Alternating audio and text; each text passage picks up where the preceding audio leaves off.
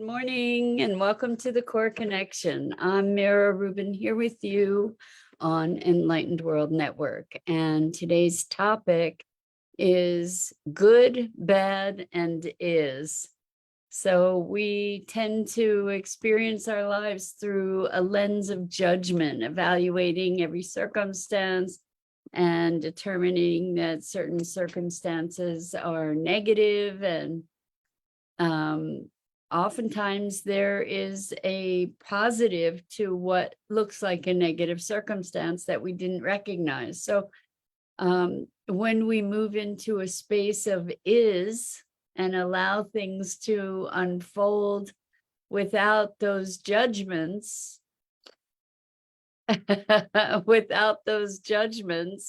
then a whole new world can open up. So Rosalind says, good morning. Wait, where is the ugly? Exactly. So the good, the bad, the is, when the ugly gets transformed unexpectedly into the beautiful. So we'll talk about that. Should be fun. On this Friday, the weeks just keep flying by. And before we get started, let's just take a couple minutes to get present. So let's take a deep breath in through your nose and hold it. And imagine clean, crisp oxygen flooding your lungs, flowing into your bloodstream, nourishing all your cells, all your organs, bringing vital life energy to your body and being. And as you exhale any tension, stress, negativity, fatigue. And now let's take another deep breath in through your nose and hold it. This time, imagine brilliant, bright light, lighting you up from the inside out, illuminating, electrifying, and energizing all your cells, your molecules, your electrons, and creating a brilliant beam of light and energy from your heart out into the world. And as you exhale any remaining tension, stress, negativity, fatigue. And now let's press our palms together. Rub those hands together vigorously to feel the pressure and the tension, the temperature, all that sensation, the tickling and tingling when you stop, and allow all those sensations to bring you present right here, right now, into this remarkable physical form that enables you to experience life. Welcome, welcome, welcome. So good to be with you. Welcome, Rosalind. Welcome, everybody else who's joining us. So good, bad, or is. And there's a story, I know I've shared it before, I'll probably destroy it, but there's a story about a farmer who has a son, and the son breaks his leg, and everybody in the town says, oh, what a shame, because the son was one of the primary helpers on the farm, and now what was the farmer going to do? And then the government came through and conscripted all the able young men, and because the young man had a broken leg, he didn't end up getting conscripted to the service. So everybody said, oh, wow, this is wonderful. What a blessing. And what had been a curse turned into a blessing.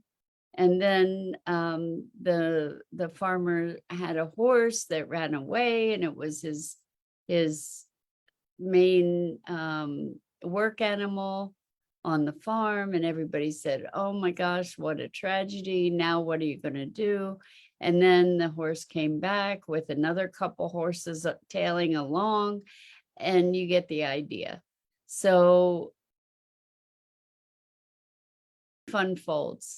life unfolds as it unfolds, and we're the ones that say that it's good or bad.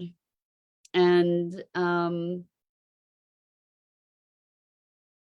one of the things that I work on regularly with my clients is being in a state of balance, regardless of externals, to allow ourselves to have an inner experience of balance, peacefulness, for the most part. You know, maybe there are blips here and there, but to not be, to be able to be responsive to opportunity, to the environment, rather than reactive. And the ups and downs, the positives, the negatives, the tragedies, the triumphs, you know, we all have situations that happen. So maybe we're in the process of cleaning something up, taking the trash out, and the bag breaks, and that could be a humongous upset if things, you know, fall out and stain the floor somehow, or, you know, it could be a tremendous upset, or it could be that I was taking out the trash and the bag broke and I get to clean it up. And if I allow it to be a tremendous upset, then the likelihood is that that's going to shape my day and shape other experiences throughout that day. Whereas if I just take it in stride that it just is what is, now I get to clean it up without a whole story. And why does this always happen to me? And you know, whatever the story is. So we are meaning making machines. We are storytellers, and we make up stories about pretty much everything. And what about just the is? As we're able to migrate more closely to the is, we can find more of a peacefulness in our lives than the good and the bad. And it's funny. So I understand now the good, the bad, and the ugly. I got you, Rosalind. Thank you. I'm a little slow this morning. You have to forgive me.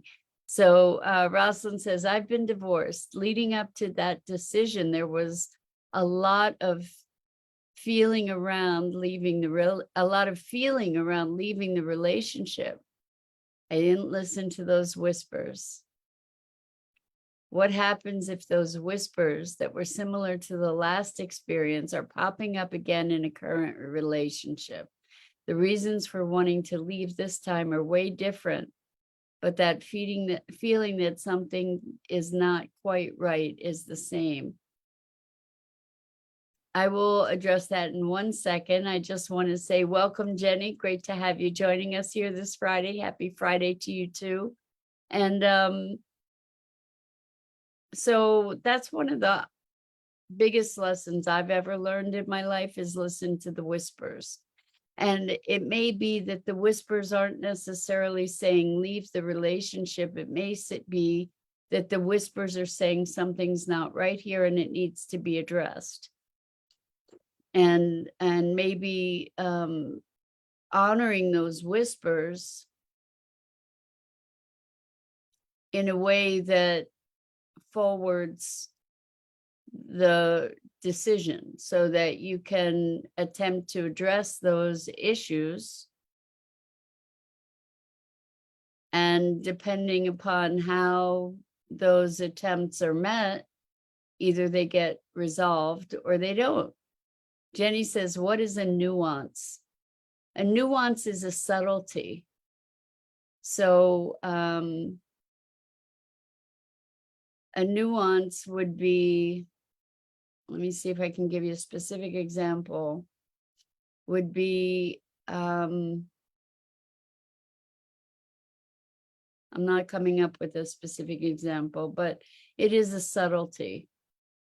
So nuances are the things that subtly distinguish one thing from another. So I'm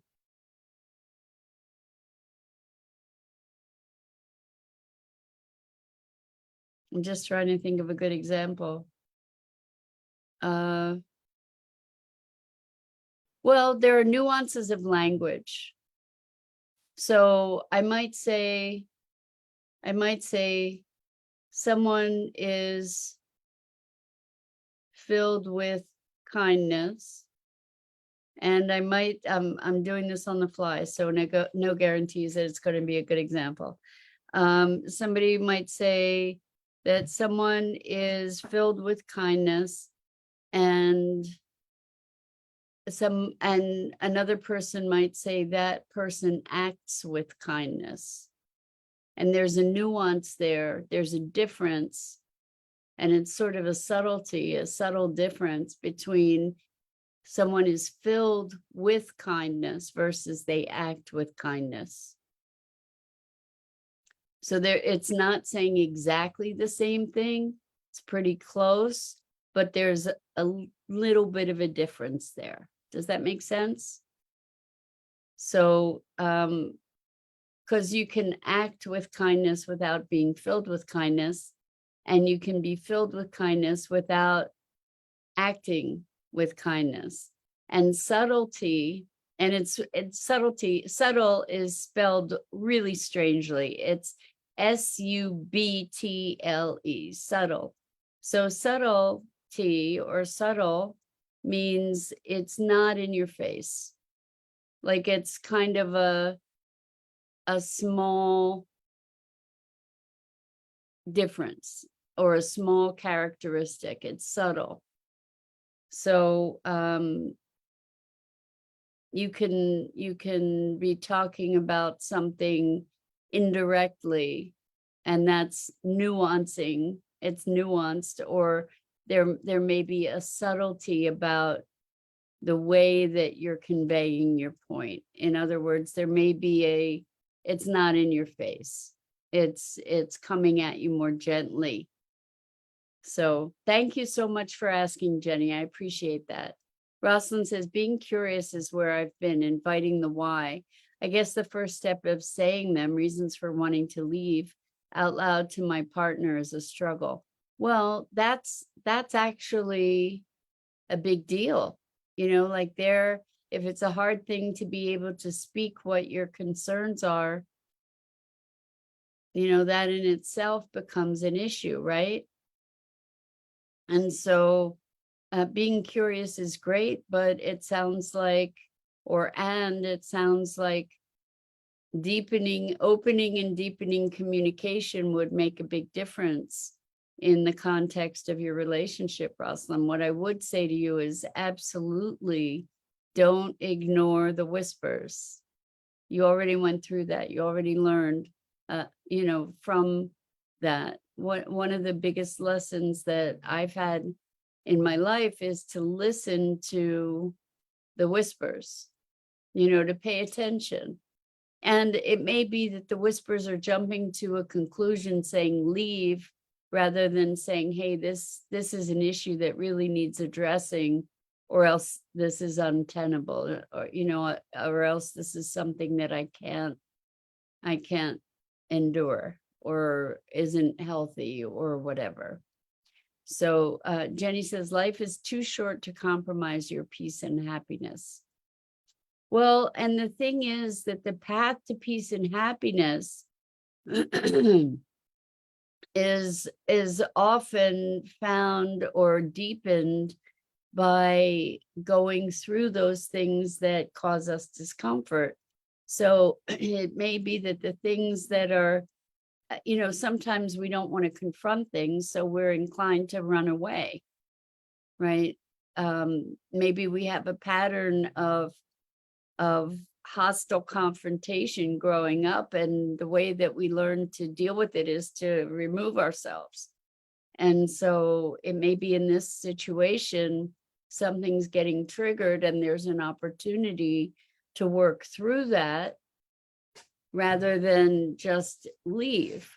And if there's an inability to express what's going on, you know, then that in itself, there's an opportunity there to be able to have that communication, you know, to find a way into that communication. One of the things that I find when there's a communication that I have anxiety about, I'll say that. I'll say, you know what, I want to have a conversation with you and I'm nervous about it. And I don't really know how to have that conversation. And I'm wondering if we can create a space of where we can both listen to each other and sort of find our way through this delicately, you know, announcing your fear around it or your reservations around it ahead of time can help the other person maybe be willing to hear in a way that they might not otherwise hear. So Jenny says your well-being is your vitality. Yes. And so Jenny says,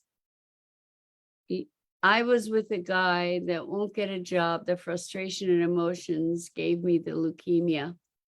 So the frustration and emotions, you know, when we live in a state of frustration and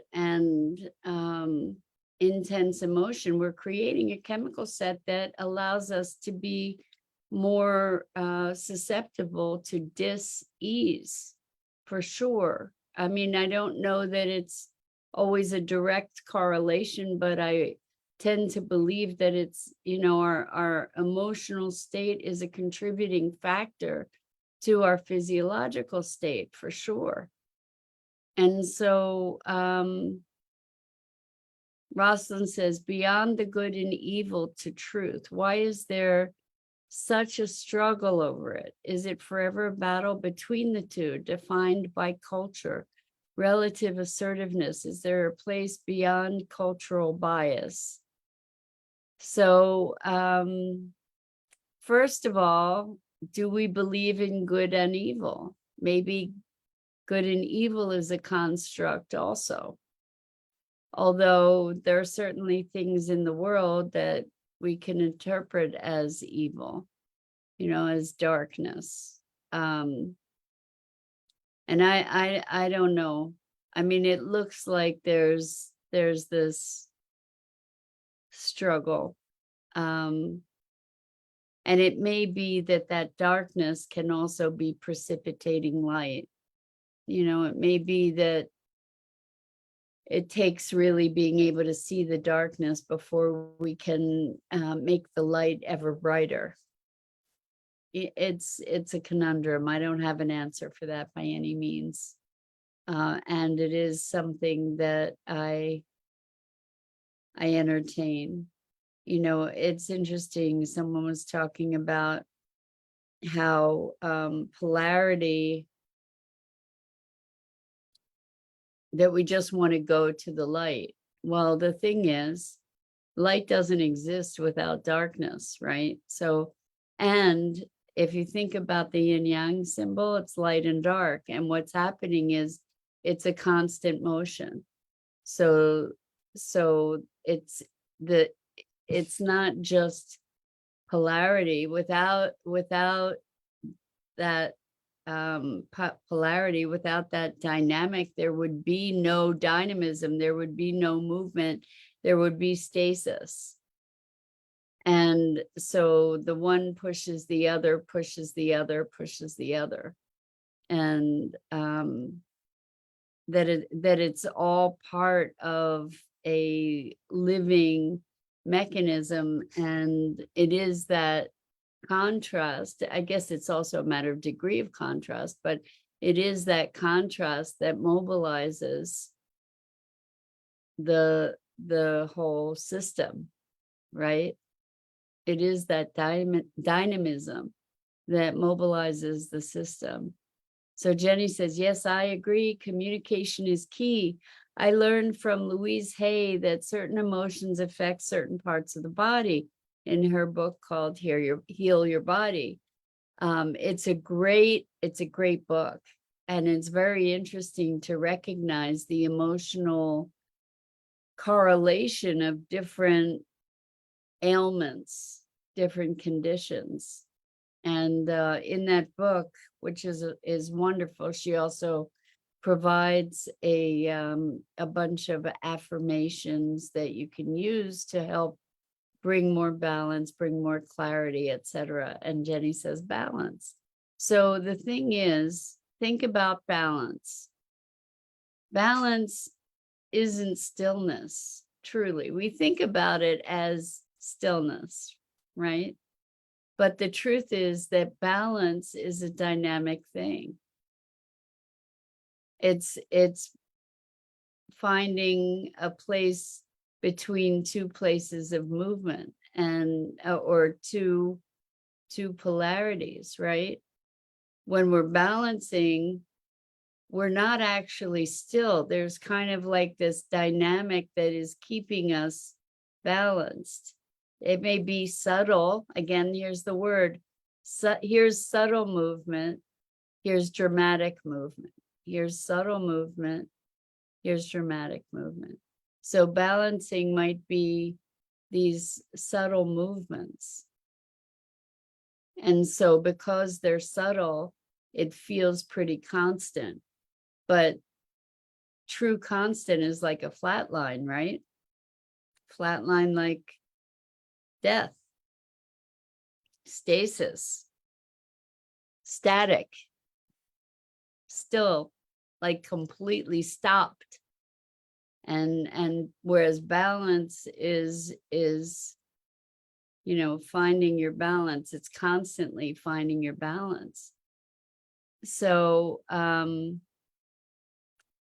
Jenny says, I was 23 and was gifted her book, You Can Heal Your Life. It was a life-changing discovery. Yes, it's really profound. And I love that you said it was life-changing. I'm guessing that part of what was life-changing about the book is that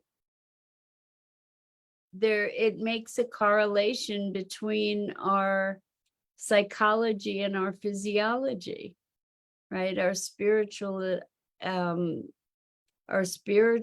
being and our physical being. So yeah, that's a profound awareness and awakening for sure. And I've found that book very, very helpful as well. So back to good, bad, and is. We make judgments all the time about what's good, bad, or whatever. And, so I had a conversation with somebody that was a prospective client. This was so interesting. And we got into this conversation. We had a great rapport until we didn't.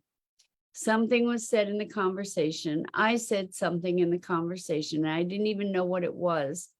I thought back to try and figure out what was it in the conversation that made it flip. But and I came to some ideas about it. I had some understanding about it. And I thought about, in the past, I would have thought, oh my gosh, what did I do wrong? And that might have been the first initial thing, is like, what did I do or say wrong? And then I came to the awareness of, no, I don't think it's that I said anything wrong, as much as that this person reacted to what I said, that I was being authentic and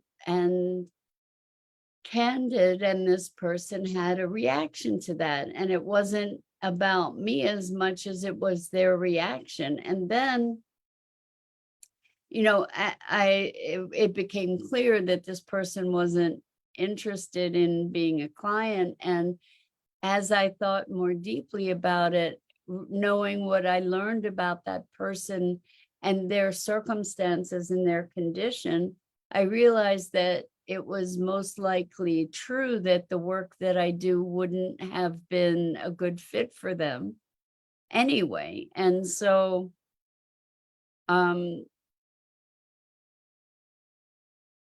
what could have looked like a negative situation turned out to be something that was like dodging a bullet, maybe for both of us. So that was, what looked like something negative, I think had a positive impact, a positive outcome as I think about it. So Rosalind says the whispers or voice of innocence trying to get our attention. It's saying stuff like this identity really, like, is identity really working? Rather than walking away or avoiding unpleasant things, I'm turning towards the uncomfortableness. In the end, I trust there will be harmony. In the end, I trust there will be harmony. And there may be disruption along the way. Certainly, what we find in partners is a profound opportunity to move through all kinds of stuff that we have going on. That's how it gets surfaced oftentimes, is in the context of relationship. And Rosalind says, allowing self to pay attention to what self is being loud about. Absolutely. Absolutely. Really important. And if you listen to the whispers, then you don't have to force the self to put you in a situation that is extreme, right? Because if you don't listen, they'll get louder and louder until you get clobbered if you don't pay attention. At least that's my experience. So I listen now. So Jenny says, I met her, Louise Hay, at Heal Your Life conference, and she signed my book. I was so starstruck with her golden aura. That's beautiful, beautiful. And Jenny says, that is growth. And I'm thinking maybe you're thinking about balance as growth also. So, or maybe you're responding to Rosalind rather than walking away or avoiding unpleasant things. I'm turning towards the uncomfortableness. In the end, I trust there will be harmony. So the uncomfortableness has a lot to teach us, and we get to see it. Thank you, Jenny. Jenny says it was a response to Rosalind. I agree, it is growth. And turning towards the uncomfortableness to find out if it means, like, what is up with it, what it's trying to communicate to us. Maybe it's communicating an opportunity for healing. Maybe it's communicating a need for change. There may be any number of things that it's communicating, and that we get to pay attention and not just assume that that we understand without looking more deeply. So anyway, that's good, bad, and is. And I so appreciate you for engaging in this Friday conversation. And I wish you a wonderful weekend. I'm Mira Rubin. This is the Core Connection. And I go live here each weekday morning on the Enlightened World Network Facebook page and YouTube channel. And I invite you to check out the other awesome programming on Enlightened World Network, Enlightened World Living, EWN, One with the Earth. And until next time, so much love and appreciation to you.